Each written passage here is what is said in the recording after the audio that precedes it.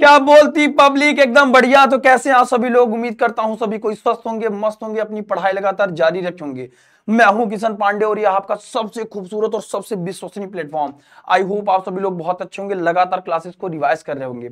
Exam आपका बेहद नजदीक आ रहा है। ऐसे में बोर्ड एग्जाम में सबसे ज्यादा मोस्ट इंपॉर्टेंट क्वेश्चन जो हर साल रिपीट होते हैं, यानी कि इस सेशन में आपको मैं दो चीजें कवर कराऊंगा। एक तो एमसीक्यू आराम से आप कर ले जाओगे, और वेरी शॉर्ट आंसर और शॉर्ट आंसर टाइप क्वेश्चन दोनों आपके कवर हो जाएंगे। मोस्ट इंपॉर्टेंट डेफिनेशन और कहां से थ्योरी के पार्ट सबसे ज्यादा पूछे जाते हैं, कौन से ऐसे सवाल हैं हर चैप्टर्स के, यानी कि पूरी बुक का रिवीजन पूरे बुक फर्स्ट का रिवीजन आपको इस सेशन में हो जाएगा। अगर आप इस साल 2024 बोर्ड एग्जाम में बैठने वाले हैं मेरे भाई, तो ये सेशन आपके लिए बहुत ही महत्वपूर्ण है। शुरू से लेके आखिरी तक बने रहिएगा। मैं चैप्टर वाइज चलूंगा, पहले चैप्टर से स्टार्ट करूंगा। जो जो इंपॉर्टेंट डेफिनेशन बहुत सरल भाषा में, बिल्कुल सरल भाषा में है, उस चीज को आप स्क्रीनशॉट लेते चलेंगे, वो आपको ऐसे ही हूबहू याद हो जाएगा। और सवाल का पैटर्न किस हिसाब से रहता है, आप किसी भी बोर्ड के एग्जाम के लिए अगर इस बार तैयारी कर रहे हो मेरे भाई, तो ये सेशन आपके लिए बहुत महत्वपूर्ण है, क्योंकि उसमें आपको शॉर्ट आंसर में आपको छोटे छोटे सवाल कई ढेर सारे क्लियर हो जाएंगे, इंपॉर्टेंट जो फार्मूले हैं वो भी क्लियर हो जाएंगे। ठीक है, तो सभी लोग शुरू से लेके आखिरी तक इस सेशन को आराम से देखिएगा, बहुत इंजॉय से देखिएगा, बड़े मजे के साथ आपको सारा बुक का रिवीजन हो जाएगा। ठीक है मेरे भाई, तो चलिए शुरू करते हैं। सबसे पहले अगर हम बात करें, स्टार्ट विथ पहले, जैसे अगर हम बात करें पहले चैप्टर से, वैद्युत आवेश तथा क्षेत्र से, फिजिक्स के लिए मेरे भाई रामबाण है आपके लिए एग्जामिनेशन के लिए। आवेश क्या है परिभाषित करें, या फिर आवेश का क्वांटीकरण क्या है। सबसे पहले ये दो सवाल बहुत ही महत्वपूर्ण है। पहले चैप्टर से अगर हम बात करें, आवेश किसी पदार्थ का यह गुण है जिसके वह विद्युत क्षेत्र को उत्पन्न करता है या अनुभव करता है। ठीक है, इसे क्यू से प्रदर्शित करते हैं। ठीक है, फिर आता है मेरे भाई विद्युत क्षेत्र रेखा को परिभाषित करिए। इलेक्ट्रिक फील्ड लाइंस किसे कहते हैं, और वैद्युत क्षेत्र रेखाओं के या फिर वैद्युत बल रेखाओं के गुण, इसकी प्रॉपर्टीज लिखने के लिए आता है, किन्हीं दो गुणों के लिखिए। और ये जो पूछा जाता है, ये 3 और 2 नंबर में पूछा जाएगा आपको। ठीक है, फिर बात करते हैं दो वैद्युत क्षेत्र रेखाएं एक दूसरे को प्रतिच्छेद नहीं करती हैं, क्यों? कारण में कई ऐसे सवाल आएंगे आपको, 2 से 3 वेरी शॉर्ट आंसर में पूछे जाते हैं कि ऐसा क्यों होता है, क्यों नहीं काटती हैं। मेरे भाई आपको पता है कि वैद्युत क्षेत्र रेखाओं के गुण होते हैं वो धनावेश से निकल के ऋणावेश में जाती हैं, पहली बात है ना।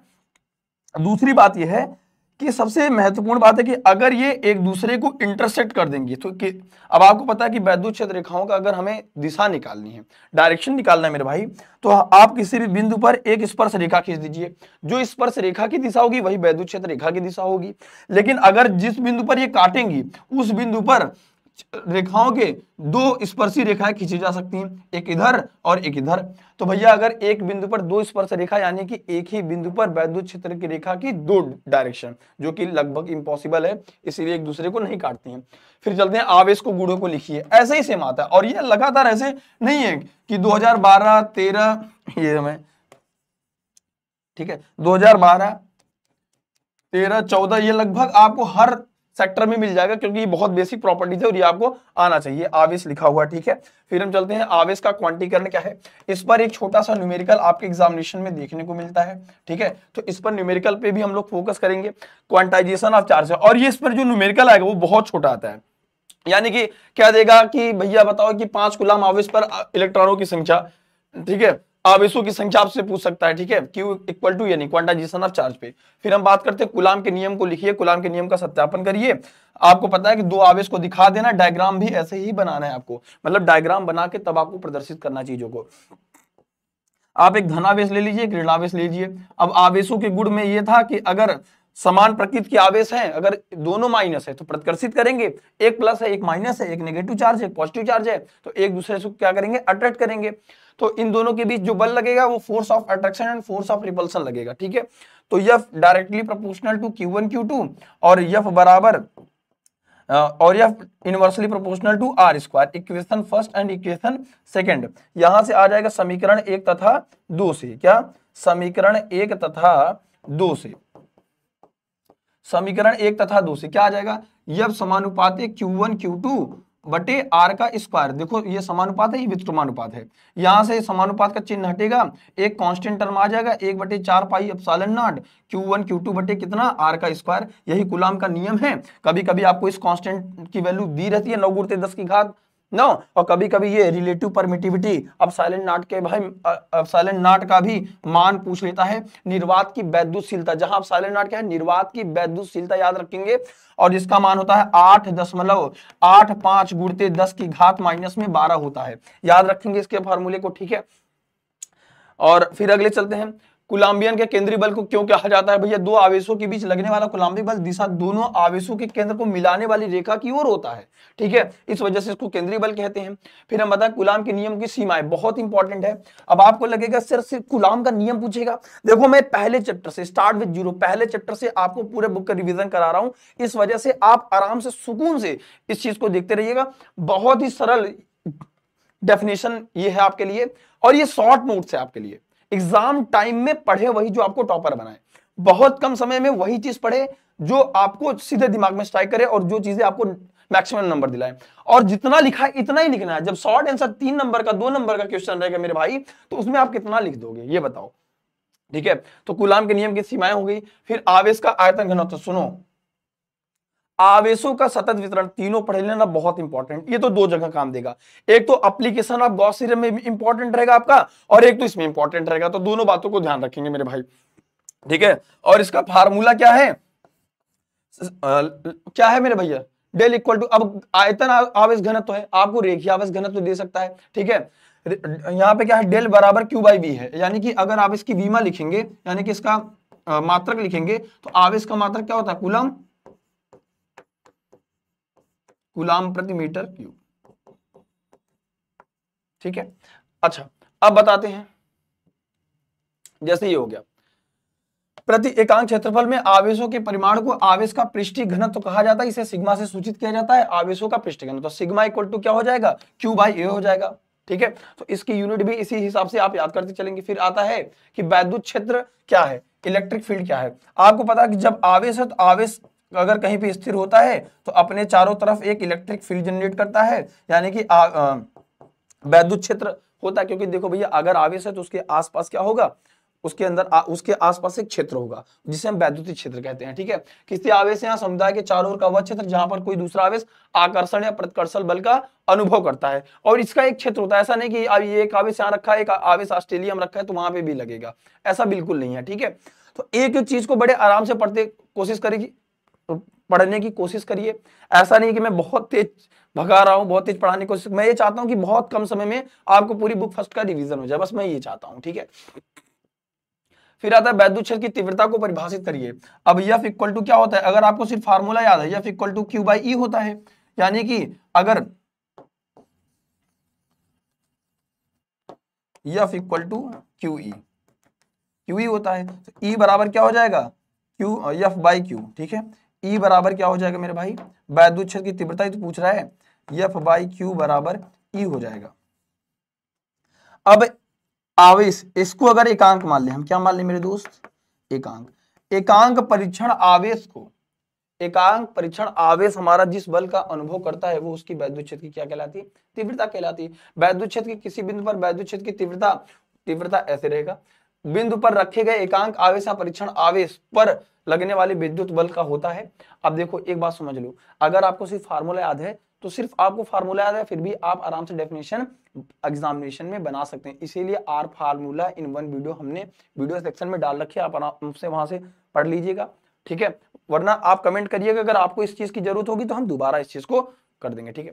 लेकिन हाँ, बहुत ईमानदारी से मेरे दोस्त, क्योंकि एग्जाम में अगर आपने सपना 70/70 का देखा है तो आपको मेहनत भी उसी प्रकार से करनी पड़ेगी, और कम समय में एक बेहतर तैयारी का यही सब सेशन आपके लिए बहुत महत्वपूर्ण है, ठीक है। एक बार में पूरा रिवीजन भी हो जाएगा, ये भी समझ आ जाएगा कि हमें क्या पढ़ना है और क्या नहीं पढ़ना है, ये जरूरी है आपके लिए, ठीक है। ई बराबर एफ बटे क्यू हो गया, ठीक है। फिर चलते हैं मेरे भैया, और अगर आपको इसका मात्रक भी पूछ सकता है, ठीक है, तो बल का मात्रक क्या हो जाएगा, न्यूटन, आवेश का मात्रक कूलाम हो जाएगा, ठीक है, याद रखिएगा। फिर चलते हैं मेरे दोस्त, परीक्षण आवेश आखिर क्या है, ये तो आपको बेसिक कंसेप्ट के लिए है कि आखिर में बार बार आता है सर कि ये परीक्षण आवेश टेस्ट चार्ज क्या होता है। परीक्षण आवेश बहुत ही छोटा आता है, इतना छोटा होता है कि यदि किसी विद्युत क्षेत्र में लाया जाता है तो विद्युत क्षेत्र की अवस्था या परिमाण की दिशा में कोई परिवर्तन नहीं होता, ठीक है। इसे धनात्मक लेने की परिपाटी है, और इसे हमेशा परीक्षण आवेश को हमेशा धनात्मक लेते हैं, और ये बहुत छोटा होता है परीक्षण आवेश टेस्ट चार्ज को क्यू नॉट से लिखते हैं, आवेश को क्यू से तो इससे क्यू नॉट से लिखते हैं, ठीक है। फिर चलते हैं मेरे भाई अगले पे। फिर आता है विद्युत विभव, स्थिर विद्युत विभव तथा धारिता से। सबसे पहले विद्युत विभव क्या होता है और इसका मात्रक क्या होता है, जूल प्रति कूलाम या वोल्ट, यानी कि V बराबर फार्मूला भी याद कर लीजिए W/Q0, यानी कि किसी एकांक परीक्षण आवेश को एक बिंदु से दूसरे बिंदु तक ले जाने में जो किया गया कार्य होता है वही उसका विभव कहलाता है। V बराबर W/Q, W का क्या हो जाएगा मात्रक जूल हो जाएगा, आवेश का क्या हो जाएगा कूलाम, जूल प्रति कूलाम हो जाएगा, ठीक है, याद रखेंगे। फिर आता है वैद्युत द्विध्रुव को परिभाषित करिए, मोस्ट इंपॉर्टेंट, ठीक है। जब मैं मोस्ट इंपॉर्टेंट लिख रहा हूँ खटाखट तुरंत से स्क्रीनशॉट लीजिए जैसे मैं स्क्रीन से बाहर होता है। दो आवेश है हमारे पास, दोनों आवेशों के बीच की, ये तो बहुत बड़ा दिखा दिया, बहुत मिनिमम डिस्टेंस है, बहुत मिनिमम डिस्टेंस है, लगभग बहुत मिनिमम डिस्टेंस है, ठीक है। दो समान परिमाण तथा विपरीत बिंदु आवेश बहुत ही अल्प दूरी पर स्थित हों तो ये दोनों आवेश मिलकर एक विद्युत द्विध्रुव का निर्माण करते हैं, याद रखिएगा मेरे दोस्त। फिर विद्युत द्विध्रुव आघूर्ण क्या है, P बराबर क्या होता है 2Lq, P equal to 2Lq, दोनों के बीच की न्यूनतम दूरी और आवेश के परिमाण को क्या कह देंगे मेरे भैया वैद्युत द्विध्रुव आघूर्ण कह देंगे। फिर आती है कि वैद्युतीय बल क्या है, ये तो सिर्फ आपके बेसिक कंसेप्ट के लिए है, ठीक है। अब जैसे आ गया विभव और विभवांतर को परिभाषित करिए, ठीक है। विभवांतर क्या है, एकांक धनावेश को एक बिंदु से दूसरे बिंदु तक ले जाने में किया गया कार्य। हमारे पास कोई ये धनावेश है, इसको एक बिंदु से बिंदु ए से हम बिंदु बी पर ले जा रहे हैं, यहां से यहां तक पहुंचने में जो किया गया कार्य होता है, भैया तुम्हारे बाबू एक लोटा पानी मंगाएंगे फिर भी तुम्हें काम करना पड़ेगा, तो फिर ये तो आवेश है, एक बिंदु से दूसरे बिंदु तक जाकर तो उसको कुछ ना कुछ तो काम करना पड़ेगा, और उसी जो ये काम करता है उसी को हम क्या कह देते हैं, विद्युत विभवांतर कह देते हैं। चलिए फिर आता है वैद्युत फ्लक्स तथा गॉस के प्रमेय, वैद्युत फ्लक्स को तथा गॉस के प्रमेय को परिभाषित कीजिए। अब भैया फ्लक्स क्या है, फाई बराबर ए, ये तो हो गया सूत्र आपका, सूत्र भी आपको यानी कि आल फार्मूला भी आपको क्लियर होना चाहिए, फार्मूला आएगा तभी आप न्यूमेरिकल पे भी फोकस कर पाओगे, थियरी आएगी तो फार्मूला आ जाएगा, फार्मूला आ जाएगा, अगर उसका डेरिवेशन सीख लोगे तो डेरिवेशन भी एग्जामिनेशन में आता है, और फार्मूला आ गया तो उस पर न्यूमेरिकल बेस कर पाओगे। बस न्यूमेरिकल की प्रैक्टिस धीरे धीरे करते रहो, न्यूमेरिकल की भी डर आपके जो न्यूमेरिकल से आप डरते हो उसका भी इलाज हो जाएगा, बड़े आराम से हो जाएगा मेरे दोस्त।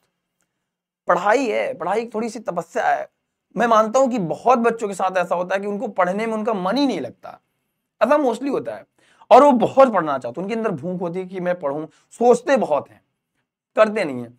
मैं कहता हूं, हम कहते हैं कि 8-10 घंटे, मैं अक्सर ही आपसे कहता हूं 8 घंटे 10 घंटे नहीं पढ़ने की जरूरत है यार, मत पढ़ो 10 घंटे, आपको जरूरत है 10 घंटे की नहीं है, आपको जरूरत है आज 2 घंटे पढ़े, 2 घंटे रोज पढ़ो, पढ़ते रहो, फिर 1 घंटा धीरे से बढ़ा दो, स्वीट पॉइजन दो अपने आप को, छोटा सा मीठा जहर है एकदम, थोड़ा सा लो, 1 घंटा बढ़ा दो, 1 घंटा और बढ़ा दो, ऐसे ऐसे बढ़ाते जब देखो एक दिन तुम्हारे अंदर खुद ही इच्छा जागृत होने की, यार 3 घंटा पढ़ाओ यार आज, और जिस दिन पढ़े हो तो उस दिन छाती देखो कितनी चौड़ी रहती, क्या आज पढ़ के उठे हैं भाई, ठीक है। फिर आता है गॉस के प्रमेय को लिखिए, यह सब वेरी इंपॉर्टेंट है, ये प्रश्न का पैटर्न है, ऐसे पूछा गया, हमने सिर्फ प्रश्न उठाया और आंसर इसलिए किया ताकि आपको इस चीज का पता चले, ठीक है। किसी बंद पृष्ठ से गुजरने वाला फ्लक्स कुल आवेश का 1/ε0 गुना होता है, फाई बराबर Q/ε0, ठीक है।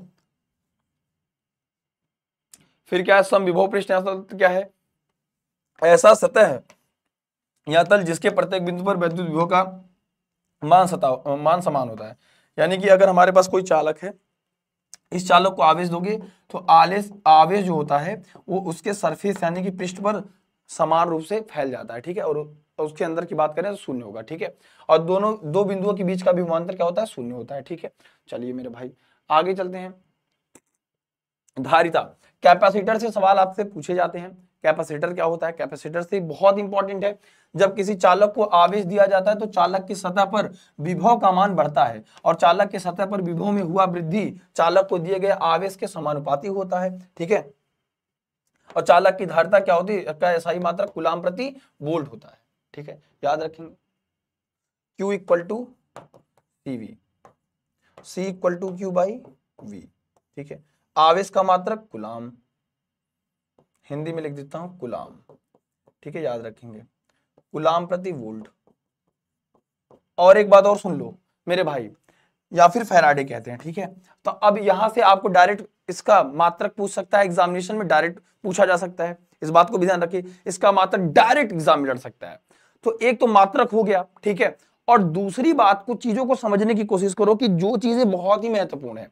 मैं बहुत कम समय में इस सेशन को खत्म करूंगा, रीजन उसके पीछे है कि कम समय में आपको ज्यादा से ज्यादा कंटेंट मिल पाए।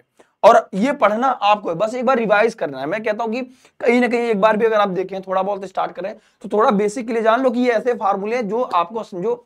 अगर आप एमसीक्यू उठा लो, शॉर्ट, वेरी शॉर्ट और शॉर्ट आंसर उठा लो, वहां से आपको 35+ नंबर आराम से मिल जाएगा, 40 नंबर आराम से, 40 नंबर वहां से खींच लोगे तुम बस। और ये ऐसे चीज है जिनको बहुत कम समय में तुम तैयार कर सकते हो। फिर तुम्हारे सर से जो बोझ है ना डर का, वो कम हो जाएगा कि मेरा आधा से ज्यादा तो तैयार है यार।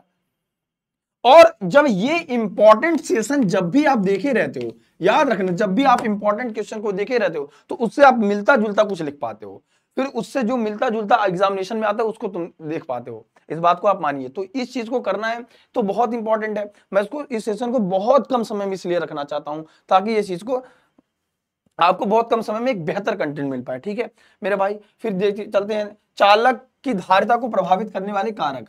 ठीक है, तो कौन कौन से कारक हैं इनको पढ़ लो, क्योंकि देखो एक तो आएगा धारिता, तो धारिता के गुण आएंगे और धारिता को प्रभावित करने वाले कारक।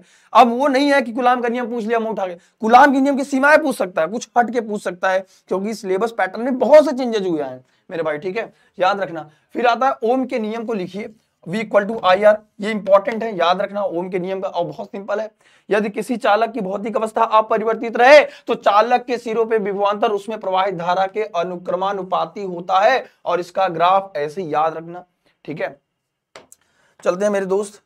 फिर कहते हैं समांतर क्रम में समूहन क्या है, समांतर क्रम और श्रेणी क्रम आ गया। ठीक है, फिर आता है सबसे इंपॉर्टेंट वैद्युत वाहक बल। सबसे ज्यादा इंपॉर्टेंट है, आपको यही नहीं पता होता कि आखिर में वैद्युत वाहक बल क्या होता है। भैया सेल के अंदर जो सेल होता है, सेल की एक बड़ी वाली बैटरिया और एक भैया छोटी वाली बैटरिया। ठीक है, ये किसी परिपथ जुड़ा रहता है, तो भैया इन दोनों के बीच में एकांक धनावेश को, धनादेश लिख दिया कंप्यूटर में, निगेटिव टर्मिनल से पॉजिटिव टर्मिनल तक ले जाने में, यहां से निगेटिव से पॉजिटिव तक ले जाने में किसी आवेश को जो किया गया कार्य होता है उसे ही सेल का विद्युत वाहक बल कहते हैं। विद्युत मतलब आवेश, वाहक मतलब ले जाने वाला। अरे भैया आपको चलना पड़ता है तो आपको बल लगाना पड़ता है। अरे हम आपको एक लात मार देंगे तो आप आगे नहीं बढ़ जाएंगे, तो हमने बल लगाया तो आप आगे बढ़े। तो ऐसे ही जब आवेश आगे बढ़ेगा तो आवेश को ले जाने वाला जो बल लगाएगा उसी को विद्युत वाहक बल कहते हैं। बात खत्म, इससे ज्यादा कुछ नहीं मेरे दोस्त। फिर चलते हैं अगले पड़ाव पे।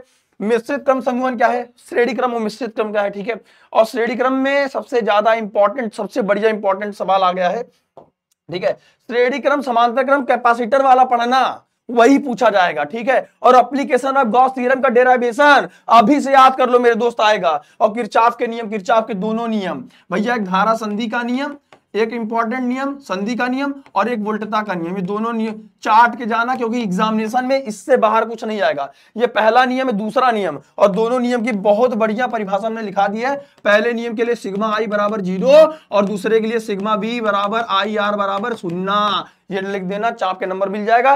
पहला नियम आवेश, दूसरा नियम ऊर्जा संरक्षण पे सिद्धांत पे आधारित है। लिख लो कॉपी में, पूछा जाएगा, पक्का पूछा जाएगा। विभव मापी का परिभाषित करिए भैया, ये परिभाषा लिख लो। ठीक है, फिर आता है मेरे भैया इंपॉर्टेंट बात कि सर न्यूमेरिकल कहां से पूछा जाएगा। देखो यहां से न्यूमेरिकल पूछेगा, इंपॉर्टेंट फॉर लिख दे रहा हूं न्यूमेरिकल।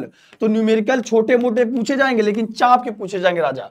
ठीक है, तो विद्युत परिपथ में विद्युत ऊर्जा के वेव के दर को विद्युत शक्ति कहा जाता है। अब P बराबर फार्मूला होता है W/T, या फिर W = I² RT/T, P = I² R, P = VI। तो इस चीज को याद रखेंगे, इसका SI मात्रक शक्ति होता है, यहाँ वाट होता है, बहुत इंपॉर्टेंट है। इससे आपको कम से कम नहीं तो 5 नंबर से ज्यादा आपको मिल जाएगा इस क्वेश्चन से। ठीक है, और पूछा ही पूछा जाएगा।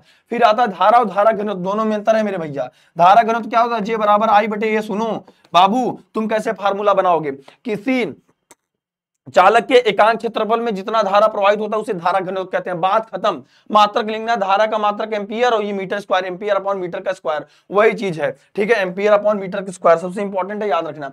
अनुगमन वेग भैया, ऐसा कोई साल नहीं, ऐसा कोई साल नहीं, जब सन नहीं जिससे ये कोई बचा नहीं मेरे भाई, ऐसा कोई सगा नहीं जिसको इसने ठगा नहीं। हर बार पूछा जाता है I = NEAVD, ड्रिफ्ट वेलोसिटी और वैद्युत धारा में संबंध। इसका इंपॉर्टेंट डेरिवेशन करवाया हूं, मोस्ट इंपॉर्टेंट डेरिवेशन वाले सेशन में देख लेना जाके उठा के। ठीक है, याद रखना मेरे भाई। बाएं हाथ के हथेली का नियम क्या है, दाएं हाथ के हथेली का नियम क्या है, इसका प्रयोग किस चीज को निकालने के लिए किया जाता है, बहुत इंपॉर्टेंट है मेरे भाई। फिर आता है ओस्टेट का प्रयोग क्या था। ओस्टेट का सिर्फ आपको प्रयोग ही याद करना, कुछ नहीं। ओस्टेट का सिर्फ आपको एक्सपेरिमेंट याद करना है, इससे ज्यादा इस चैप्टर में कुछ नहीं है, ठीक है। फिर आता है लॉरेंज बल क्या है, एफ बराबर, याद रखो इस पर न्यूमेरिकल पूछा जाएगा, एफ बराबर QEB साइन में थीटा। फिर आता है मेरे दोस्त कहां से, बायोसेवर्ट का नियम क्या है और application of Biot Savart, Savart application of Biot Savart law, ठीक है। अल्पांश लंबाई के लिए एक ऐसे अल्पांश लंबाई बनाना, उसमें मेरे दोस्त धारा प्रवाहित करना, उससे कुछ दूरी पर वैद्युत क्षेत्र की तीव्रता निकालनी है, ठीक है, चुंबकीय क्षेत्र की, ठीक है, और इसको थीटा कोण पे कर देना, और इससे ये डिस्टेंस को r दिखा देना, और ये तार की लंबाई डेल्टा एल दिखा देना। उसके बाद डेल्टा बी समानुपाते आई डेल्टा एल साइन थीटा बटे r का स्क्वायर। इस पर न्यूमेरिकल भी पूछा जाएगा, और इस पर क्या पूछा जाता है, या फिर ऐसे और कर सकते हैं, बराबर म्यू 0 बटे 4 पाई और आई डेल्टा एल साइन थीटा बटे r का स्क्वायर। बाबू याद रखना, बहुत महत्वपूर्ण फार्मूला है, और डायग्राम ये पेंसिल से बनाना है। बहुत बच्चे कहते हैं कि सर इस पेन से जेल पेन, जेल नहीं भैया, आपको जो डॉट पेन आती है जेल वेल का इस्तेमाल नहीं करना है, और जब डायग्राम बनाना है पेंसिल बनाने वाले को ज्यादा नंबर मिलता है, बाकी आपकी इच्छा, आप तो तानाशाह ठहरे है ना। तो चलो चलते हैं। फिर आता है भैया कि प्रत्यावर्ती धारा को परिभाषित करिए। प्रत्यावर्ती धारा क्या, किसी परिपथ में प्रवाहित होने वाली वैसी धारा जिसका परिमाण समय के साथ लगातार एक निश्चित आवृत्ति के साथ परिवर्तित होता रहता है मेरे दोस्त, ठीक है।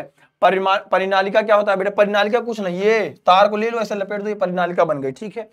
1 एम्पियर को परिभाषित करिए। कभी कभी ये पूछा जाता है, और ये पूछा जाएगा तो वेरी शॉर्ट में, वरना ये नहीं पूछा जाएगा, ठीक है, 2 नंबर का।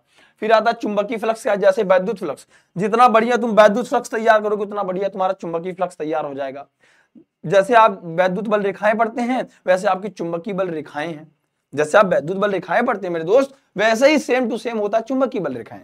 बस होता क्या है, 2 बातें हमेशा ध्यान रखना, चीजें वो बंद लूप नहीं, उनके जो गुण हैं, देखो अंतर के कम से कम 3 सवाल, अंतर के कम से कम 3 से 5 सवाल आपके फिक्स हैं एग्जामिनेशन में, 3 से लेके 5 सवाल पूछे जाएंगे। और कौन पूछे जाएंगे जरा सुन लो, अंतर में सवाल क्या पूछा जाएगा, जैसे आपको व्यतिकरण और विवर्तन में पूछ लेगा, प्रकाश के व्यतिकरण और विवर्तन में बताइए, अंतर बताइए। स्वप्रेरण अन्योन प्रेरण कॉपी में लिख लो, पूछा जाएगा अंतर के सवाल, समझ रहे हो। प्रतिचुंबकीय अनुचुंबकीय लौ चुंबकीय पदार्थ के गुणों में अंतर, एक उसके बस इन तीनों में ये पढ़ लेना, और इसके एक एग्जांपल पढ़ लेना मेरे दोस्त, इससे बाहर पेपर नहीं बनेगा। अरे अच्छा सोचो, तुम 12th का पेपर है, बेसिक पेपर है, हर साल पेपर वो देते हैं, उसी पैटर्न पे रिपीट करते हैं, तो ऑस्ट्रेलिया क्वेश्चन तो पूछेंगे नहीं, यानी कि कहीं ना कहीं ये क्वेश्चन हर साल फंसा है। पिछली बार भी क्वेश्चन यहां से ऐसे फंस गए थे, तो इस बार भी क्वेश्चन लड़ जाएगा, तो क्यों घबरा रहे हो, सिर्फ पढ़ लो ना, भरोसा रखो, हवाई जहाज बन जाओगे मालिक। चलो मेरे दोस्त, फिर आता चुंबकीय विद्युत चुंबकीय प्रेरण को परिभाषित करिए। जब किसी कुंडली में, देखो विद्युत चुंबकीय प्रेरण को परिभाषित करिए, बहुत इंपॉर्टेंट सवाल है, ये क्वेश्चन है, ये आंसर है मेरे दोस्त, ठीक है। जब किसी कुंडली और चुंबक के चुंबकीय क्षेत्र के स्रोत के बीच अपेक्षित गति की जाती है तो कुंडली में एक विद्युत वाहक बल उत्पन्न होता है तथा कुंडली की धारा उत्पन्न होती है। कुंडली में उत्पन्न विद्युत वाहक बल से प्रेरित विद्युत वाहक बल तथा उत्पन्न धारा प्रेरित धारा कहा जाता है। इस घटना को विद्युत चुंबकीय प्रेरण कहा जाता है, ठीक है मेरे दोस्त। फिर आता है, देखो मैं बता रहा था फैराडे का विद्युत चुंबकीय नियम, मोस्ट इंपॉर्टेंट फैराडे का नियम आपसे पूछा जाएगा। और फैराडे के अलावा ये आ गया ना स्वप्रेरण और अन्योन प्रेरण, दोनों में आपसे अंतर, एक अंतर लिख देना, जब आपको परिभाषा पता रहेगा ना तो आप लिख ले जाओगे। स्वप्रेरण का मतलब यह है, स्वप्रेरण का मतलब यही कि जैसे किसी कॉइल में भैया क्या हो जाए, स्वतः भैया क्या हो, प्रेरित धारा उत्पन्न हो जाए, किसकी धारा प्रवाहित कराए, तो इसके अंदर प्रेरित विद्युत वाहक बल उत्पन्न हो जाए, प्रेरित विद्युत वाहक बल की वजह से इसमें प्रेरित धारा उत्पन्न हो जाए, ठीक है, तो उसे स्वप्रेरण कहते हैं। अगर स्वप्रेरण को आप दैनिक भाषा में समझना चाहते हैं, जैसे आपको खुद से इच्छा हो यार, एग्जामिनेशन नजदीक है यार, हमको पढ़ना चाहिए, स्वप्रेरण। अन्योन प्रेरण क्या है सर, जब आपको किसी के द्वारा कही गई बात है, जैसे कोई मम्मी बाबू 4 लाठी मारे, हाँ पढ़ लो, गुरुजी हमारी बातें लगे, फिर आप पढ़ाई स्टार्ट कर दी, ये अन्योन प्रेरण है। तो अन्योन प्रेरण में 2 कुंडली ले लेंगे, एक कुंडली में आप धारा प्रवाहित करोगे, इसकी वजह से इसमें ऑटोमेटिक प्रेरित धारा उत्पन्न हो जाएगी, तो भैया इसमें तो कुछ इसको छुए भी नहीं, लेकिन हो गया, तो वही बात है।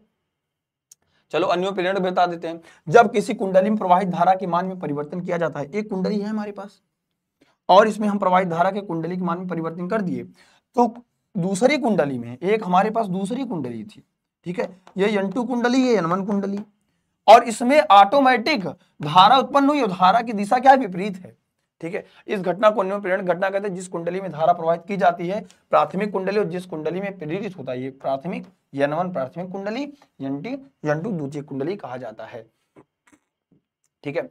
लेंज का नियम इज द मोस्ट इंपॉर्टेंट। विद्युत चुंबकीय प्रेरण के कारण किसी कुंडली में प्रेरित धारा की दिशा इस प्रकार होती है कि उस कारण का सदैव विरोध करती है जहां से यह स्वतः उत्पन्न होती है। और लेंज का नियम के सिद्धांत पर आधारित है, मेरे प्यारे बच्चों लिख लेना, सिद्धांत पर आधारित वाले समान ऊर्जा संरक्षण के सिद्धांत पर आधारित है लेंज का नियम, बहुत इंपॉर्टेंट है, मोस्ट इंपॉर्टेंट है, स्क्रीनशॉट ले लो, पेपर में पक्का फंस जाएगा। विद्युत अनुनाद क्या है भैया, LCR परिपथ में अनुनाद की कंडीशन, यहां लिखिएगा most important question for examination, और एग्जाम में इस बार लड़ जाएगा मेरे बेटे। अगर मैं प्रत्यावर्ती धारा से कहूं सर न्यूमेरिकल कहां से पूछा जाएगा, तो वो चैप्टर प्रत्यावर्ती धारा होगा। अगर मैं कहूंगा थ्योरी के पार्ट्स और प्रूविंग के पार्ट कहां से आएंगे, तो मेरे भाई वो विद्युत अनुनाद होगा, ठीक है, याद रखिएगा। तो विद्युत अनुनाद तक, ठीक है, यहां तक हम लोग क्लियर कर लिया। फिर जैसे हम यहां तक बुक फर्स्ट अभी कवर कर रहे हैं, जैसे अगर मैं बताऊं तो ये हम यहां तक अभी मेरे भाई मैं बुक फर्स्ट को कवर कर रहा हूं, मतलब इस सेशन में आपको बुक फर्स्ट पूरी मिल जाएगी कंप्लीट।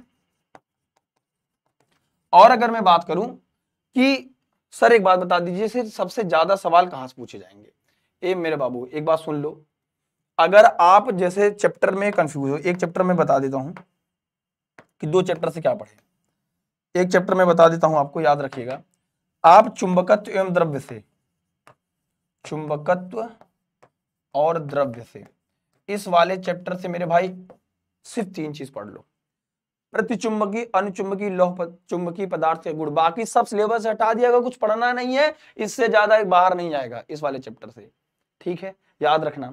और अगर आप पढ़ोगे सर हमें ये बता दिए चुंबकीय, विद्युत चुंबकीय तरंगे, विद्युत चुंबकीय तरंगे, तो भैया विद्युत चुंबकीय तरंगे का हम 1 शॉट एक बार में पूरा चैप्टर आधे घंटे में 40 मिनट में पूरा खत्म किया, आराम से देख लेना, चाप के पूरा पढ़ाऊं, एक्सप्लेन करके पढ़ाऊं मेरे भाई, और यही लाइव सेक्शन में आपको मिल जाएगा आराम से, कुछ ही दिन पहले पढ़ाया हूं। और विद्युत चुंबकीय प्रेरण में कुछ नहीं पढ़ना है, गामा किरण, एक्स किरण, इन सब की खोज, इन सब के गुणों के बारे में बस आपको समझना, और इससे बाहर कुछ नहीं आएगा, पक्का कह रहा हूं, ठीक है।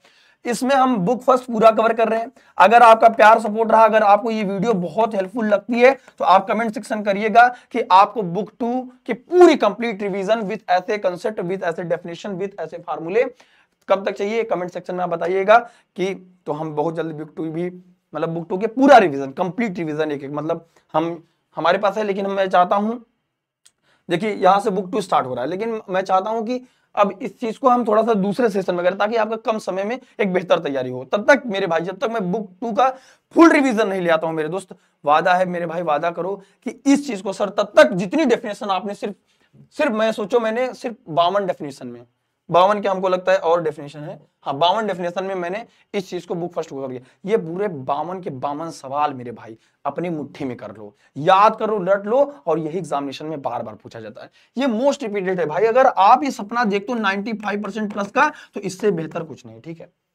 अपना ध्यान रखिएगा, इस वीडियो को पूरा प्यार और सपोर्ट दीजिएगा, वीडियो को लाइक करिएगा, वीडियो पे कमेंट जरूर करिएगा, और अगर आप 2024 बोर्ड एग्जाम में बैठने वाले हैं तो आप कितना परसेंट चाहते हैं ये भी कमेंट सेक्शन में जरूर बताइएगा। और अगर आपको लगता है ये चेहरा आपके लिए मेहनत करता है तो इस वीडियो को हर उस बच्चे तक शेयर करिएगा जो इस साल एग्जामिनेशन बैठने वाला है। थैंक यू सो मच प्यारे बच्चों, love you all, take care, जय हिंद।